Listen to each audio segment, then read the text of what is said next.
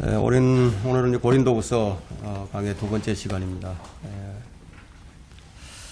지난 시간에는 이제 고린도후서 서론과 또 1장 1절부터 5절까지 우리가 이제 살펴보았습니다. 오늘 우리가 이제 공부할 그 학습 범위는 5절부터 이제 14절까지 이제 중점적으로 우리가 살펴볼 것들은 이제 첫째, 이 고린도 교회의 그 역사적 상황에 대해서 좀 더 이해를 하고, 또 이 구절들을 어떻게 우리에게 적용할 것인가에 대해서 우리가 좀 살펴보고요. 두 번째는 지금 이 시대에 만든 교리적 또 영적 적용을 바르게 하는데 이 목표를 두고, 공부를 하도록 이제 하겠습니다. 오늘 이 주제는, 강의 주제는 하나님의 위로와 아시아에서 당한 환란입니다. 고린도 교회의 역사적 배경을 좀 더 살펴본다면은, 이 고린도 교회는 좀 교육 수준이나 이제 사회적 지위가 좀 낮은 그런 이방인들로 구성된 그런 이제 교회였습니다. 사도 바울이 이제 고린도전서 1장 26절에서 이 고린도 교회 성도들에 대해서 이제 이 어떤 수준을 가지고 있는지 그들을 이제 말한 것이 있습니다. 부르심을 받은 자들에 관해서 고린도 교회 성도들이 이제 육신을 따라서 지혜로운 자가 이제 많지 않았습니다. 또 권력을 가진 자도 많지 않았고요. 전혀 없었다는 것이 아니라 들어 있긴 있었지만 많지 않았다는 거죠. 또 귀족들, 존귀한 자들도 이제 많지 않았다는 것을 우리가 고린도전서 1장 26절에서 이제 확인할 수가 있습니다. 이것이 이제 고린도 교회의 그 역사적 좀 배경입니다. 그들의 상태가 이제 영적인 연합을 유지하기가 심히 좀 어렵다, 이런 것을 이제 바울이 알고 있었고요. 또 많이 부패해 있었고, 또 이 타락한 사회에서 갓 회심한 성도들이 이 높은 수준의 도덕성을 가진다는 것이 사실상 좀 어렵다는 것을 이제 바울이 알고 있었습니다. 이 고대 이제 히랍극을 보게 되면은 그 시대의 이제 시대상을 나타내는 것을 이제 많이 표현을 하는데요. 술주정뱅이나 이제 매춘부로 이제 주로 묘사되는 것을 볼 때 이 고린도 교회의 교인들이 이제 바울에게 사실상 좀 심각한 이 고민거리가 되었다는 것은 별로 놀라운 일이 이제 되지 못합니다. 그 시대상이 그랬기 때문에. 이런 시대적 상황에서 이제 고린도인들이 고린도 후서를 기록할 점에 와서는 그들이 이제 어떻게 변화가 되었는지 우리는 이 고린도 후서를 통해서 이제 알 수가 있습니다. 이제 본문 이제 5절로 들어가 보겠습니다. 지난 시간에 이어서 이제 5절부터, 이는 그리스도의 고난이 우리에게 넘친 것 같이 우리의 위로도 그리스도로 말미암아 넘치기 때문이라. 이제 바울과 이제 그의 동역자들이 겪었던 이 고난이 이제 얼마나 컸던지, 왜 이런 표현을 쓰고 있을까 우리가 한번 생각해 볼 필요가 있습니다. 극심한 그런 이제 고난을 받았죠. 이 부분에 대해서는 이제 고린도후서 11장과 12장에서 우리가 나중에 확인해 보겠지만, 이 바울의 고난과 이 그리스도의 고난을 우리가 이제 비교를 해 본다면요, 그리스도께서 저주를 받으셨듯이 바울도 저주를 받았죠. 그리스도께서 채찍에 맞으셨듯이 바울도 채찍에 맞았어요. 그리스도께서 이제 감옥에 던져지셨듯이 바울도 이제 감옥에 던져졌습니다. 그래서 이제 바울이 고린도후서 갈라디아서 6장 14절에서는 나는 내 몸에 그리스도의 표를 지녔다고 얘기를 합니다. 그만큼 많은 매를 맞았고 많은 고통을 겪었죠. 그래서 이제 빌립보서 3장 10절에서 바울이 말하기를 그의 고난의 교제를 알아. 그의 고난의 교제를 알아. 그리스도의 고난의 교제를 알아서 내가 그의 본을 따르겠다. 이런 말을 했습니다. 여러분들도 이런 각오가 되어 있어야 됩니다. 우리가 하나님을 섬긴다, 예수 그리스도를 따른다, 그럴 때 이런 각오 없이 우리가 하나님을 제대로 섬길 수가 없습니다.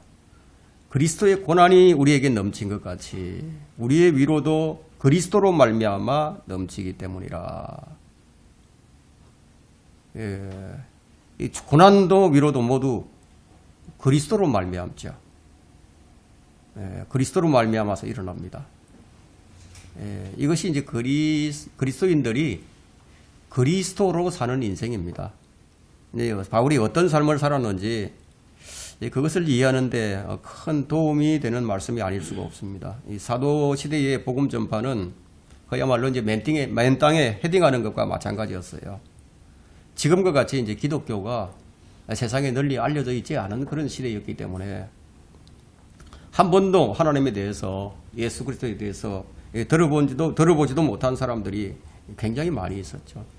더군다나 이교도 사상에 물들어 있는 이방인들에게 그들의 신들을 버리고 새로운 신 예수 그리스도를 믿으라, 받아들이라, 이 말이 그들에게 어떻게 들리겠습니까? 그러니까 그들의 당한 고난은 순전히 이제 그리스도로 말미암은 것이죠. 그들이 복음을 전하지 않았다면, 예수를 전가하지 않았다면 뭐 고난을 당할 필요가 없었죠. 그렇기 때문에 이제 그리스도의 위로가 주어지는 것은 매우 합당한 일이라고 할 수 있습니다. 그리스도로 말미암아 고난을 받았으니까 그리스도로 말미암아 이 위로가 주어진다. 다시 말하면 고난은 신약 시대의 그리스도인의 사역의 특징을 잘 묘사해 주는 것이라고 할 수 있습니다. 다른 사람을 위로하는 이 사명은 언제나 이 사도들에게 있어서는 가능했는데요.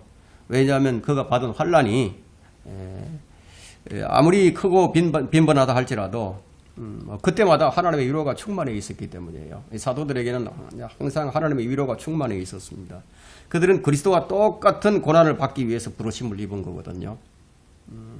그들은 모두 이제 죽임을 당하게 됩니다. 그리스도가 죽임을 당한 것처럼. 그래서 그들이 받은 고난을 그리스도의 고난이라고 부를 수가 있었던 거죠. 주님께서는 이제 그의 사도들에게 그들이 자신이 마시는 잔을 너희도 마셔야 할 것이라고, 내가 받은 침례도 너희가 받아야 할 것이라고 마태복음 20장 한번 펼쳐보세요. 이미 이제 그런 말씀을 하셨기 때문에 이 사도들은 자신들이 어떻게 죽을지 이미 이제 알고 있었죠. 20장 23절에요. 주께서 그들에게 말씀하시기를 참으로 너희가 내 잔을 마시고 내 잔을 마실 것이라는 거죠. 또 내가 받는 침례를 받으려니와 이런 말씀을 하셨죠. 그렇게 할 거다 이거. 너희들이 그렇게 될 것이다 이거. 내가 받는 잔도 너희가 마시게 될 것이고 내가 받는 침례도 너희들이 받게 될 것이다. 그러나 나의 오른편과 왼편에 앉는 것은 내가 주는 것이 아니요 내 아버지께서 예비하신 자들에게 주실 것이라고.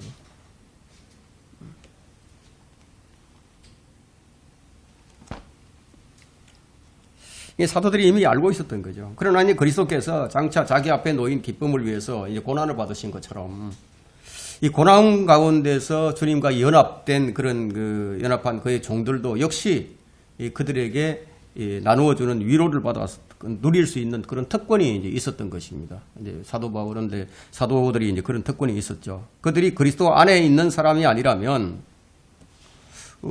자신이 당하는 고난을 겪을 필요가 없었죠. 한 사람이 이제 그리스도를 위해서 고난을 겪으면요. 주님께서는 그가 그 고난에 딱 들어맞는 그런 위로와 위안을 갚아주십니다. 그들이 그리스도 안에 있는 사람이었기 때문에 그들은 하나님의 위로를 받는 자들이 되었던 것이에요. 그러니 그리스도 안에서 그리스도로 말미암아. 그러나 우리가 주의해야 할 것은 우리 육신이나 또 세상이나 또 세상을 위해서 고난 받는 것에 대해서는 우리가 하나님께 위로를 받으리라 이런 생각을 기대하지 않는 것이 좋습니다. 그 베드로 전서에도 이제 그런 말씀이 이제 잘 나타나 있죠. 아무런 영광이 없어요. 우리 육신이나 세상을 위해서 고난을 받는다면 우리에게 아무런 영광도 주어지지 않습니다. 고린도후서 1장 이제 6절, 7절을 보겠습니다. 고린도후서 우리가 고난을 당하여도 너희의 위로와 구원을 위함이니 우리가 고난을 당하여도 사도 바울 일행들이 고난을 당하여도 너희의 위로와 구원을 위함이니 그것들은 또한 우리가 겪는 동일한 고난을 잘 견딜 수 있게 해주며 우리가 위로를 받는 것도 너희의 위로와 구원을 위한 것이라. 너희에 대한 우리의 소망이 확고함은 너희가 고난에 참여하는 자가 된 것 같이 너희가 또한 위로에도 그러한 줄 우리가 알미라. 우리가 고난을 당하여도 너희의 위로와 구원을 위함이니 이 고난의 중심된 의미가 무엇인지 잘 나타나 있죠. 너희의 위로와 구원을 위한 것이라는 거예요. 우리가 고난을 당하여도 그것이 너희의 유익이 되고 우리가 위로를 받아도 그것이 너희의 유익이 된다. 자, 우리는 이제 선교사들을 위해서 이제 기도를 합니다. 복음 전도자들을 위해서 이제 기도를 하죠. 그러면 이제 복음 전도자들이나 이 선교사들이 당하는 이 고난을 위해서 우리는 더 열심히 이제 기도를 하게 되죠. 그들이 고난 중에 있다면은. 그것이 이제 우리에게 유익이 됩니다. 그들이 그 고난에서 이제 어떤 위로를 받게 되면요. 기도하는 우리 역시 동일하게 위로를 받게 되고 또 그것으로 인해서 우리가 기쁨이 충만해지는 거죠. 하나님께서 지금 이렇게 역사를 해주시는구나. 이런 위로가 우리에게 주어진다는 거예요. 그리고 그 고난 중에 체험한 위로가 그들을 통해서 고난 중에 있는 다른 사람들에게 전달이 될 수 있어서 그 다른 사람들도 이 고난을 당하게 되면 참을만 하게 되고요. 또 당황하지도 않게 되고 당연한 것으로 여기면서 소망 가운데서 대처해 나갈 수가 있게 됩니다. 이제 구원의 길을 걸어가고 있다는 것을 그것도 확신할 수 있게 되는 것이죠. 고난의 위로는요, 여러모로 이제 우리에게 큰 위로가 됩니다. 바울이 고난 가운데서 자기들을 인도하는 그런 고귀한 모습을 본 이 고린도 교회의 회중들은 그들도 고난을 겪게 되었을 때 오히려 더 큰 용기를 얻게 되었습니다. 이 바울도 이런 고난을 받았었구나. 이 고난에 참여하는 것이 이 영광을 위한 것이구나. 더 큰 용기를 얻게 되고 소망을 더 굳건하게 가질 수 있었던 거죠. 그런데 이 구절은 성도들에게 왜 고난이 필요한지, 무엇 때문에 고난을 겪어야 하는지 이 고난의 필요성을 지금 언급해 줍니다. 고난이 가져오는 유익은 참 많습니다. 우리가 성경에서 이제 몇 가지 좀 살펴본다면, 첫째, 영광을 위해 고난이 주어집니다. 로마서 8장 17절에 한번 보세요. 로마서 8장 17절에는 자녀이면 또한 상속자들이니 하나님의 상속자들이요 그리스도와 함께한 공동 상속자들이니 우리가 그와 함께 고난을 받는 것은 함께 영광도 받게 하려 함이니라. 영광을 위해서 고난이 주어진다는 겁니다. 주님께서는 고난을 통해서 영광을 받으셨어요. 그래서 이 성도들이 그리스도의 고난에 동참하는 것이야말로 그리스도의 영광에 참여하는 유일한 길이에요. 그래서 이제 베드로전서에서는 그리스도인이 겪는 고난을 무엇이라고 부르냐면 믿음의 시련이다 이렇게 부릅니다. 그 믿음의 시련이 그 사람을 정금처럼 빚어지게 만든다. 이것이 베드로전서 1장 7절에서 말씀하고 있죠. 그래서 이 고난이 없이는 영광도 없다는 거예요. 우리가 고난을 당하게 된다. 그건 뭐 당연하게 우리가 받아들여야 됩니다. 둘째, 이제 믿음의 시련이 인내를 만들어냅니다. 야고보서 1장 3절에 보게 되면 이는 너희의 믿음의 시련이 인내를 만들어내는 줄을 너희가 알미라. 자, 우리가 알고 있다는 거죠. 구원받은 사람들, 거듭난 사람들은, 하나님을 따르고 예수 그리스도를 믿는 사람들은요, 이 믿음의 시련이 인내를 만들어내는 줄 알아요. 시련과 시험은 우리의 믿음을 시험한 것이기 때문입니다. 하지만 이러한 고난은 우리가 지혜를 구하고 또 하나의 같은 마음을 품게 됨으로써 이제 우리가 극복을 해낼 수가 있습니다. 그게 뭐냐면 하나의 마음, 그러니까 의심하지 않는 믿음이죠. 단일한 믿음이에요. 그 두 마음을 품은 자는 그의 모든 길이 있어서 안정이 없다고 말씀합니다. 야고보서 1장 8절에서 그렇게 말하고 있죠. 두 마음을 품은 사람은 그의 모든 길에 안정이 없느니라. 하지만 이 고난 가운데 위로가 없다면 우리가 어떻게 견딜 수가 있겠습니까? 이 고난이 주어지는데 위로가 없다. 참 이건 견디기 어렵겠죠? 그래서 고난 가운데서 주어지는 하나님의 위로는 내가 지금 구원의 길을 걸어가고 있구나. 이런 확신을 주는 거예요.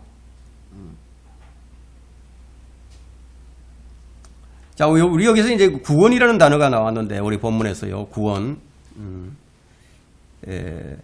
6절 마지막에 보면, 너희의 위로와 구원을 위한 것이라고 했죠. 이 구원의 의미가 뭘까요? 여기서 나오는 구원의 의미. 자, 사도 바울이 편지를 쓰는 대상이 지금 누구예요? 이 성도들이죠. 성도들은 구원받은 사람들이죠. 그렇다면 이 구절에서 지금 말하고 있는 이 구원을 위함이니 이 말은 우리가 영원한 구원에 대한 얘기가 아니라는 거죠. 바울은 때때로 이 구원이라는 단어를 이 사람들의 생애 동안에서 겪게 되는 여러 가지 역경과 고난에서의 구원을 말하고요.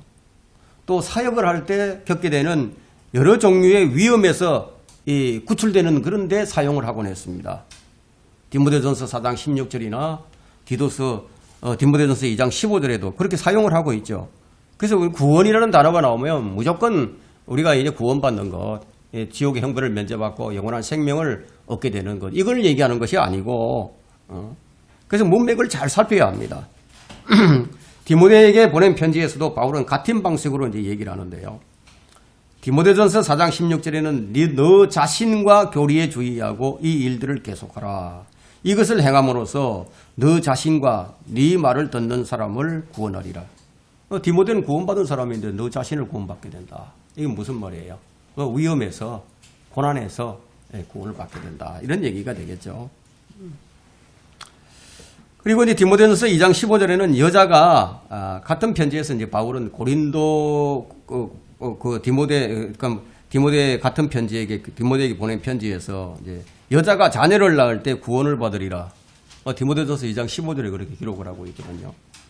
그러면 이 말씀에서 그런 앞선 디모데전서 2장 12절과 12절을 다시 언급을 하면서 여인이 인생 중에 만나는 것이 이제 가장 큰 고통이 뭡니까? 이제 상고의 고통이죠.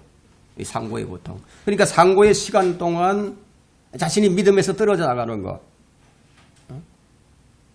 또 이 속임을 당하는 것. 뭐 이런 것으로부터 구원을 받는 것을 지금 말하고 있는 거거든요. 이거 우리가 영원한 생명을 소유하게 되는 그런 구원을 얘기하는 것이 아니고요. 이미 구원을 받은 사람들이기 때문에 그 상고의 고통이라는 것은 사람이 겪게 되는 고통 중에서 가장 큰 고통이라고 이제 말을 하는데 이런 고통 중에 있을 때 하나님을 원망할 수 있겠죠. 왜 내가 이런 고통을 당해야 하느냐. 그래서 믿음에서 떠나기도 합니다. 고통 중에 있을 때 미혹당하기가 쉽고 속기가 쉬운 그런 때이기 때문입니다. 그래서 사탄은 40일 동안 금식을 하신 우리 주님께 나타났죠. 가장 약한 상태에 있는 주님께 나타나서 시험을 합니다. 가장 약할 때. 어쨌든 사람이 큰 고통 중에 있을 때면요. 온갖 생각과 상념에 사로잡히기 아주 쉬운 상태입니다. 그래서 이번 장에서 이제 구에넴이라는 이 단어, 구에넴이라는 이 단어요. 이 8절과 10절에 보게 되면은 세 가지 시제를 가지고 있는데 그게 뭐냐면 이제 거룩하게 되는 것과 또 성화로서의 구원도 이 세 가지 시제로 나타납니다. 8절과 9절, 10절을 나중에 살펴보겠지만, 한 사람의 혼은 갈보리에서 이 완성된 사역을 이제 받아들임으로써 이제 구원을 받게 됩니다. 그것은 뭐냐면 과거죠. 내가 믿었으니까 이미 지나갔어요. 이제 과거가 되어버렸습니다. 근데 이것은 뭐냐면 과거의 성화죠. 히브리서 10장 10절과 14절에 이제 그 말씀이 기록이 되어 있습니다. 우리가 다 살펴볼 수는 없지만 그는 죄의 형벌로부터 이제 구원을 받게 된 것이죠. 이것은 이미 지나간 과거예요. 또한 그리스도인의 영은 그가 주님 안에서 자라고 또 자신을 그리스도께 복종시키고 그의 옛사람을 죽은 것으로 여김에 따라서 현재의 지금 현재의 성화가 날마다 죄의 능력으로부터 구원을 받고 있는 중이라는 거예요. 이게 현재의 성화입니다. 자, 우리의 삶에서 순간순간에 얼마나 위험한 때가 많이 있는지 한번 보세요. 굉장히 위험할 때가 많죠. 그때마다 그 위험에서 이제 구원을 받는 거예요. 구원임을 받는다는 거예요. 그런 의미에서 우리가 여기 나오는 이 구원이라는 것을 인식하면 아주 가장 확실한 그런 구원입니다. 자, 두 번째는요. 세 번째는 이제 휴거될 때 이건 미래죠, 미래. 휴거될 때 그의 몸은 함께 있는 죄로부터 구원을 받게 됩니다. 육신의 몸을 벗어버리게 되니까 그 후 그의 구원이 이제 온전해집니다. 이것은 이제 미래의 성화라고 할 수 있습니다. 이건 데살로니가전서 이제 5장 23절에 나타나 있습니다. 데살로니가전서 5장 23절에 보면 우리가 어떻게 하기를 하나님께서 원하시는지 그걸 잘 나타나고 있습니다. 데살로니가전서 5장 23절에 보시면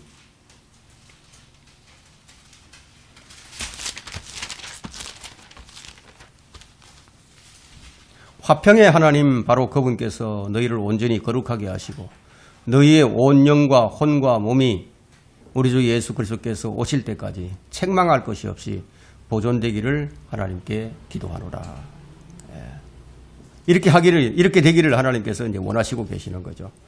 6절에서 사도 바울은 그리스도인이기 때문에 고난을 겪는 인생을 지금 언급합니다. 우리는 이제 자연인들이 겪는 고난 외에 또 추가적으로 받게 되는 고난들이 그리스도인들에게는 있습니다. 이것은 이제 그리스도를 믿기 때문에 주어지는 고난인데, 그리스도를 믿지 않으면 받을 필요가 없는 고난이죠. 근데 그리스도인이기 때문에 당하는 이 고난을 잘 견뎌낸다면 우리 서로에게 큰 위로가 됩니다.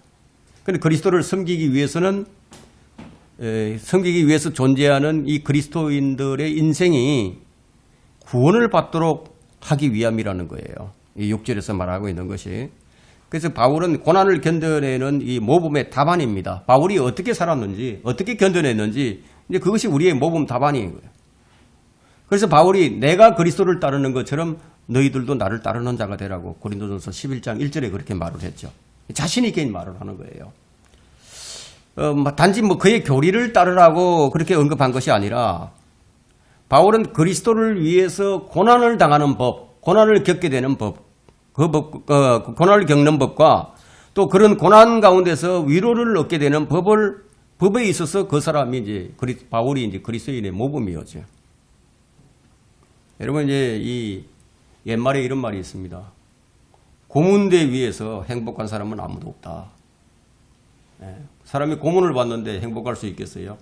여러분 정기 고문을 받고 있다. 그러면 어떻게 행복할 수 있겠습니까? 그러나 이 문제의 핵심은 뭐냐? 만일 우리가 척박한 황무지처럼 열매를 맺지 못하는 이 그리스도인의 인생으로부터 우리가 구원을 받고자 한다면 열매 맺지 못하는 그리스도인들이 많잖아요. 거기서 이제 벗어나고자 한다면 그때도 구원이라는 것을 사용할 수가 있죠. 단어를. 그러나 고난을 겪은 후 고난을 겪어야 한다는 거예요. 그 고난을 겪은 후 그것을 통과해서 아주 의기양양하게 나올 수 있게 되어야 한다는 거예요. 고난이 바로 그런 것이라는 겁니다. 그래서 사도 바울이 본문 6절에서 우리 앞에 이제 제시한 모범이 바로 뭐냐? 위로와 구원이라는 거예요.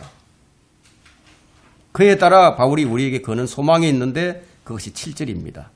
7절을 볼까요? 너희에 대한 우리의 소망이 확고함은 너희가 고난에 참여하는 자가 된 것 같이 고난에 참여하는 자가 된 거예요. 그 사람들도. 너희가 또한 위로에도 그러한 줄 우리가 압니다.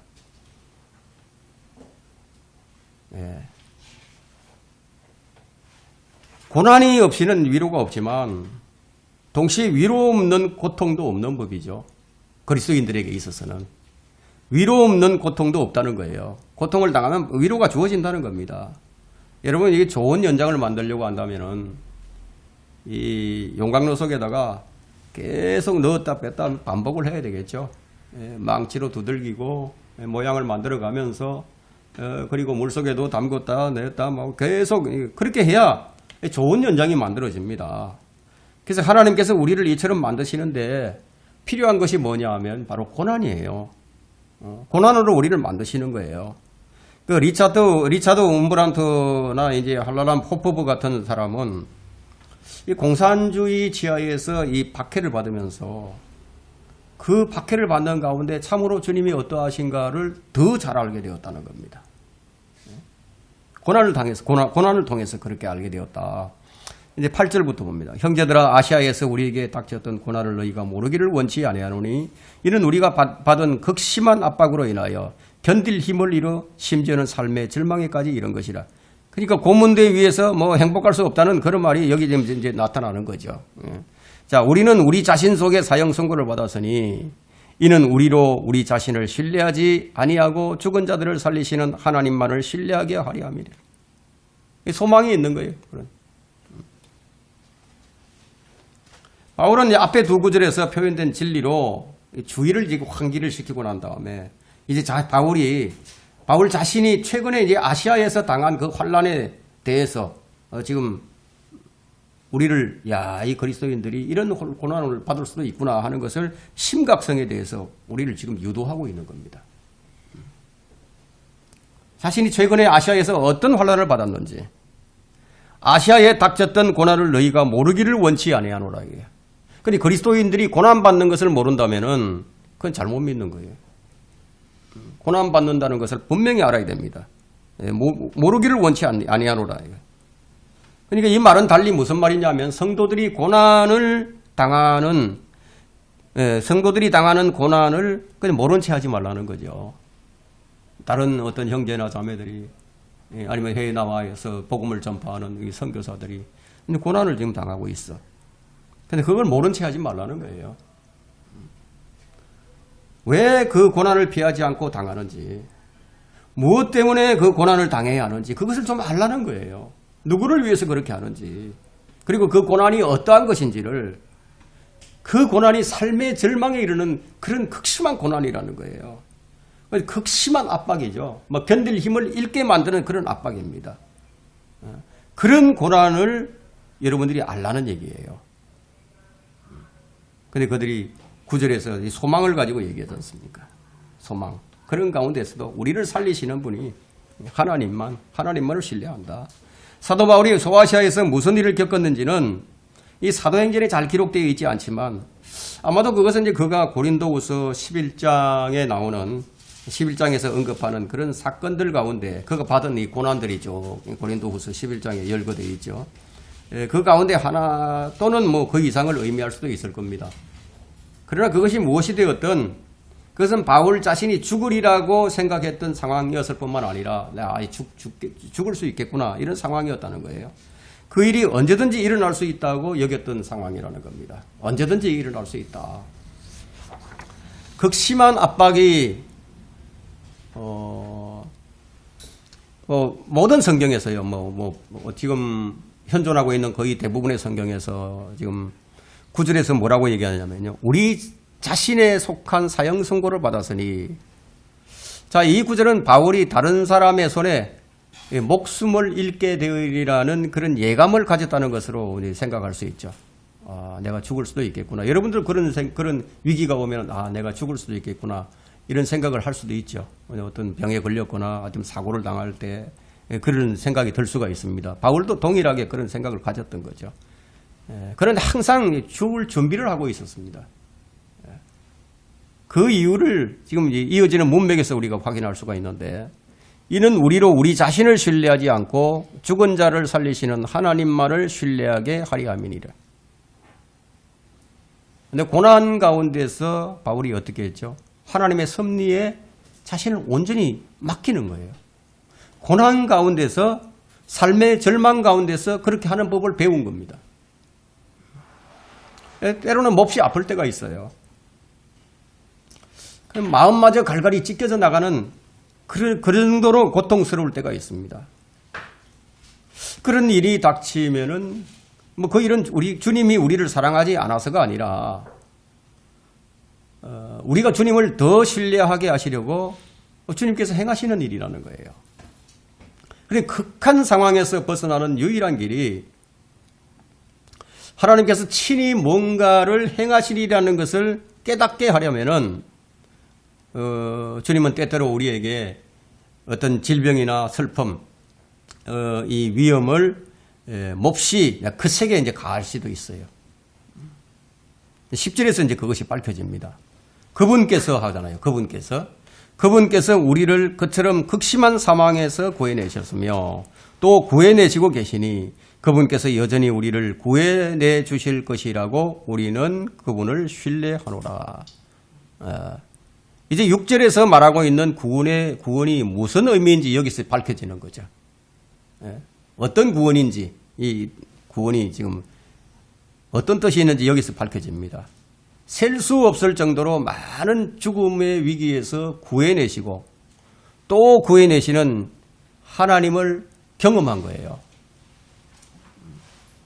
또 그렇게 해주셨기 때문에 앞으로도 그렇게 해주실 것이라고 100% 신뢰를 합니다. 우리는 그분을 신뢰하노라. 여러분, 이런 경험을 한 사람들이 이런 고백을 할 때 그 감동이 어떻겠습니까? 얼마나 큰 감동을 자아내는 그런 말씀인지 이제 우리가 이걸 좀 알아야 됩니다.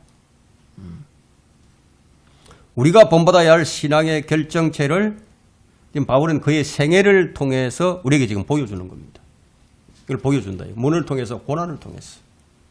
과거와 현재와 미래에서 변함없이 우리를 구원하시는 하나님을 송축해야 한다는 거예요. 11절부터 봅니다. 너희도 우리를 위하여 기도로 협력하라. 이런 많은 사람으로 인해 우리에게 내린 은사에 대하여 우리를 대신하여 많은 사람이 감사하게 하리 함이라.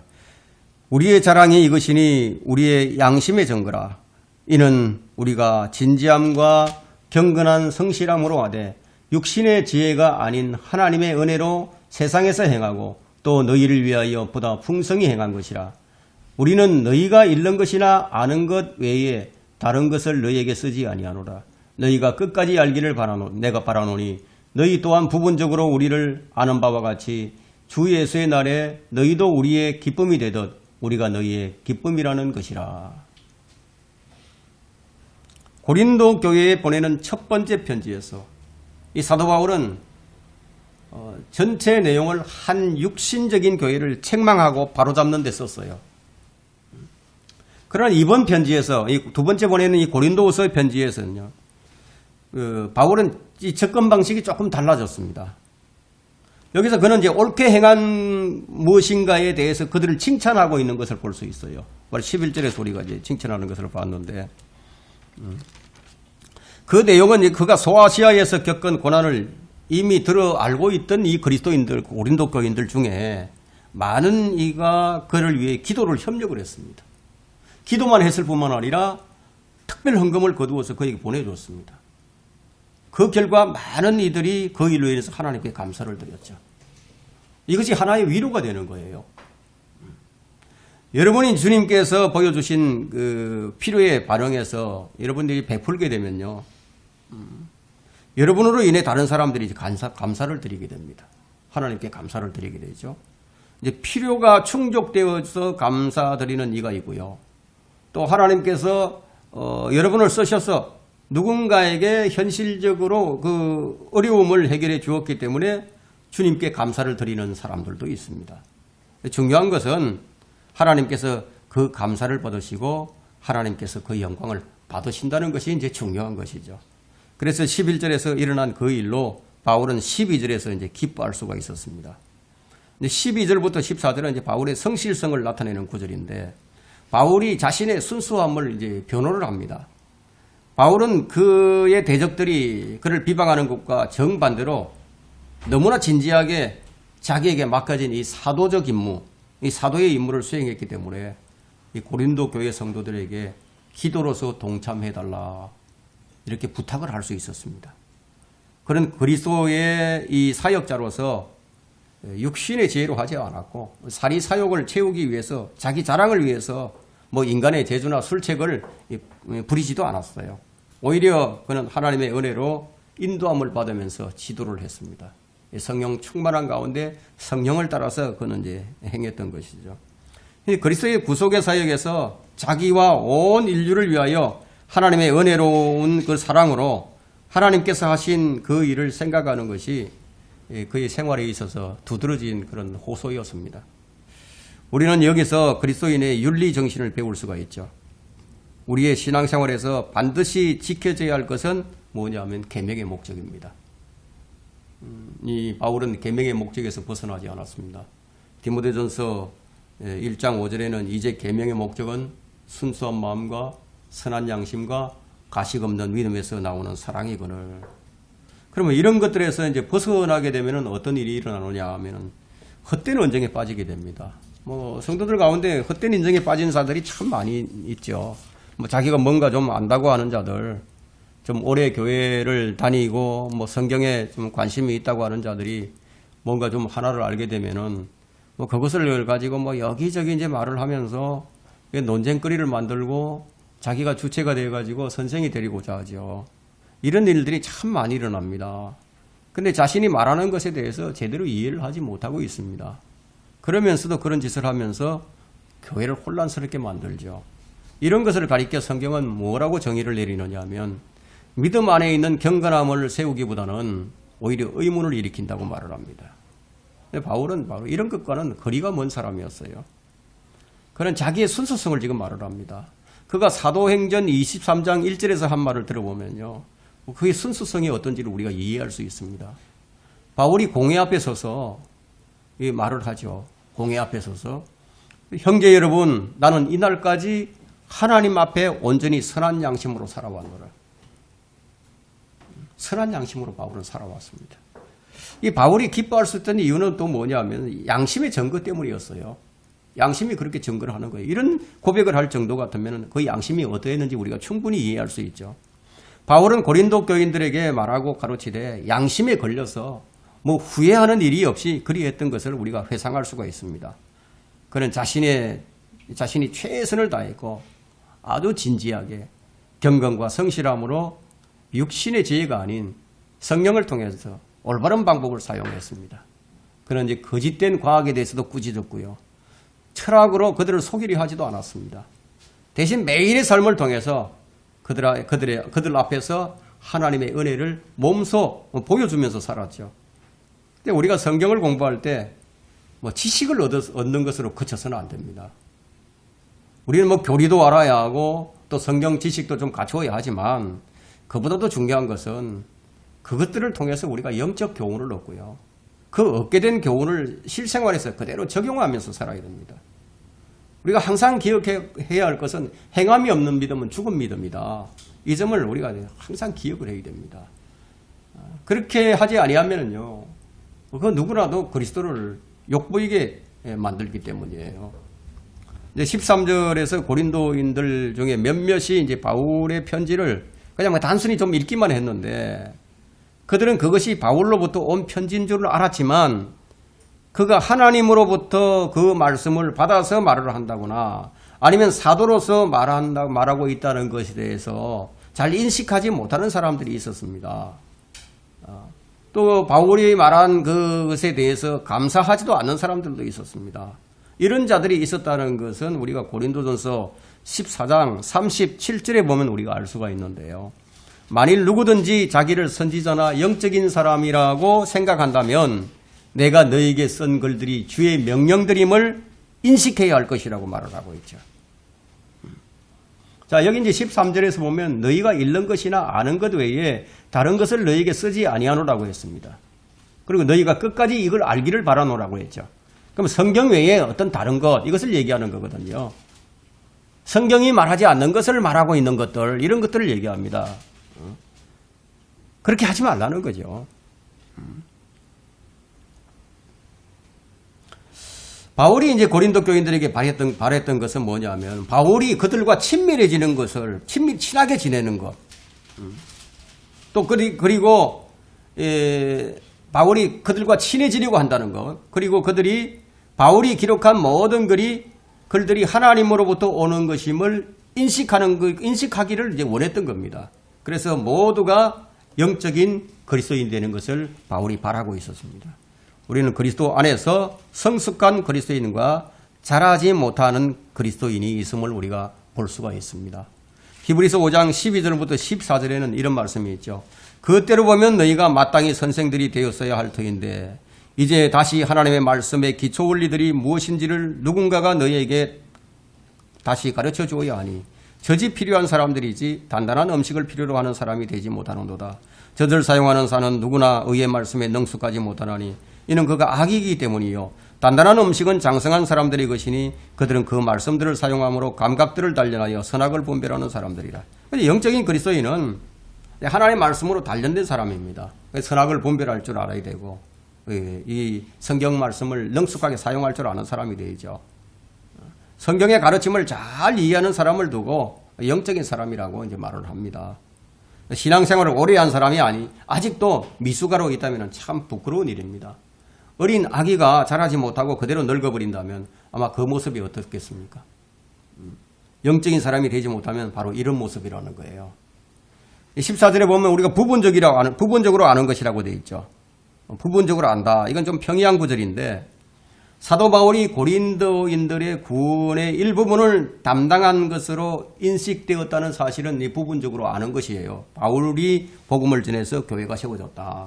그리고 하나님께서 그를 주님께로 인도하는데 그 바울을 사용하셨다. 뭐 이런 것들은 이 구절을 어렵게 생각할 필요가 없죠. 이건 누구나 다 안다는 거예요. 다 압니다. 그렇게 생각하면 되죠. 어렵게 생각할 필요가 없습니다. 이 평이한 구절이기 때문에. 근데 그 아는 것이 고린도 교인들이 바울에 대해서 아는 것이 부분적으로 아는 것이었지 서로 간에 마찬가지였습니다. 모든 것을 알지 못했습니다. 그게 아니라면 이 부분적으로라는 이 말씀은 그들이 사도 바울이 고린도전서에 보낸 편지에서 부분적인 것들만 이해했다고도 볼 수 있습니다. 왜냐하면 고린도전서 13장 13절에 보면 바울이 쓴 서신을 언급하는 것으로서 보아서 그 편지에서 부분적인 것들에 반응한 것임을 우리가 볼 수도 있습니다. 그게 뭐냐면 오늘 14절에 보면 주 예수의 날에 너희도 우리의 기쁨이 되듯 이런 말씀이 있죠. 서로 간에 이제 기쁨이 될 것이라고 말하고 있는데 이 말씀의 의미는 뭐냐면 우리가 휴거되어서 셋째 하늘에 올라갔을 때 그때 거기서 우리가 제회를 하지 않습니까? 예? 그때 제회를 할 때 우리가 누군가를 그리스도께로 인도했는데 근데 그 일로 인해서 얻게 된 열매들이 있잖아요. 그럼 우리는 누군지를 몰라요. 그들이 이미 복음을 전하고 그들이 구원받았지만 구원받았는지 안 받았는지 우리는 알 수가 없죠. 그런데 거기 가면 우리가 알게 된다는 거예요. 즉 구원받은 각 사람의 혼으로 인해서 기뻐할 것이라고. 이게 데살로니가전서 2장 19절과 20절에 나와 있습니다. 사도 바울은 데살로니가전서 2장 19절과 20절에서 이런 말씀을 합니다. 우리의 소망이나 기쁨의 면류관이 무엇이냐? 그가 오실 때 우리의 주 예수 그리스도 앞에 있을 너희가 아니겠느냐? 이는 너희가 우리의 영광과 기쁨이기 때문이라. 이처럼 우리는 서로 간에 기쁨이 되는 사람들이에요. 여기서 쓴 단어는 이제 리조이싱입니다. 리조이스이기 때문에 이 단어 자체에 제가 직역을 하면 이제 기쁨이에요. 기쁨. 그날에 우리가 서로 간에 부분적으로 알게 되던 것을 모두 알게 되는 그날이 온다는 거예요. 그래서 이 부분에 관련해서 언급하는 구절은 고린도전서 13장 12절에서 볼 수가 있는데 지금은 유리를 통해서 희미하게 보는데 그때는 얼굴과 얼굴을 이제 마주 볼 것이라고. 지금은 내가 부분적으로 알고 있지만 그때는 내가 알려진 것처럼 나도 알게 된다는 거예요. 그날에 우리가 서로 간에 부분적으로 알던 것이 이제 속속들이 다 알게 된다는 겁니다. 누가 누구라고 소개를 해주지 않아도 된다는 이런 말이죠. 척 보면 누군지 안다는 거예요. 우리가 서로 간에 이제 기쁨이 된다는 그런 것이죠. 그러므로 이제 그리스도인은 서로 부끄러워해서는 안 되겠죠. 서로 기쁨이 되는 사람인데 만일 정말 고통스러운 시련을 겪고 있는 형제를 본다면은 그런 사람들을 피해 다니지 말고 모른 체 하지 말고 오히려 그의 친구가 되어주고 그를 위해서 기도해주고 있다는 것을 그로 하여금 알게 해주는 거예요. 어떤 그리스도인들은 호된 그런 고난을 겪고 있는 형제나 자매를 보고서도 그 사람에 대해서 격려하지 않고 무작정 그 사람이 잘못했으니까 그런 일이 발생했겠지 이렇게 돌려버리는 사람들이 있습니다. 이런 태도는 경계하는 것이 좋습니다. 그렇지 않으면 마귀가 그 누구도 아닌 그 문제를 가지고 하나님께 가서 당신이 얼마나 잘하고 있는지 그것을 감당하고 있는지 잘 감당하는지 그걸 볼 것이기 때문에 고린도 교회 일부 사도 바울은 고린도 교회 일부 사람들은요, 이 사도 바울이 언변이 서툴다고 이제 비난까지 했습니다. 왜냐하면 그가 하는 말 방식이 자신들의 마음에 들지 않는다는 이유로 진리가 담긴 바울의 말을 거절할 수도 있었다고 생각을 했는데, 그게 뭐냐면 그의 언변이 서툴었기 때문이에요. 그들은 그를 직접 대할 때 그가 약하다고 말을 했습니다. 생각을 한번 해보세요. 195번이나 채찍질을 당하고 몽둥이로 두들겨 맞았는데, 돌로 얻어맞고 그의 몸이 어떻겠습니까? 상처투성이에다가 많이 쇠약해 있겠죠. 어떤 모습을 하고 있겠습니까? 아마도 그의 몸은 뭐 상처투성이었을 겁니다. 거기에 또 한 가지 바울의 대적들이 그를 아주 견딜 수 없게 했던 것은, 뭐 하나님께서 그처럼 생긴 그런 바울에게, 그처럼 말도 잘 못하는 그런 바울에게 그런 능력을 주셨다는 이 점을 의심까지 했던 거죠. 그러나 여전히 고린도 교회는 바울을 사랑하고 그의 대적들 앞에서 그의 편을 들어주는 그의 동력자들, 친구들도 많이 있었습니다. 세상은 그들이 바울에 대해서 자랑하고 그에게 자부심을 느꼈다고 말을 하겠죠. 그리스도인에게 있어서 뭐 이것은 자랑의 문제가 아니라, 우리가 이제 내게 진리를 전해준 사람이 누군가에 대해서 하나님께 감사를 드리는 일이 있어야 합니다. 하나님께서 그를 통해 주신 진리 안에서 우리가 기뻐하는 사람들이 되어야 하는 거죠. 우리는 이제 지금은 그렇지 않다 할지라도 휴거되는 날 그날에 우리는 우리가 그리스도께로 인도한 모든 혼들로 인해서 우리가 참 그때는 기뻐하게 됩니다.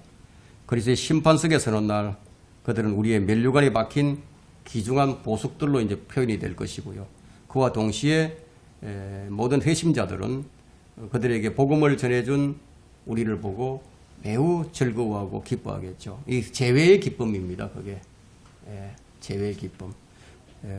우리가 그 모두 몹시 즐거울 때를 보게 되리라는 것은 분명한 사실입니다. 오늘 여기까지 하도록 하겠습니다.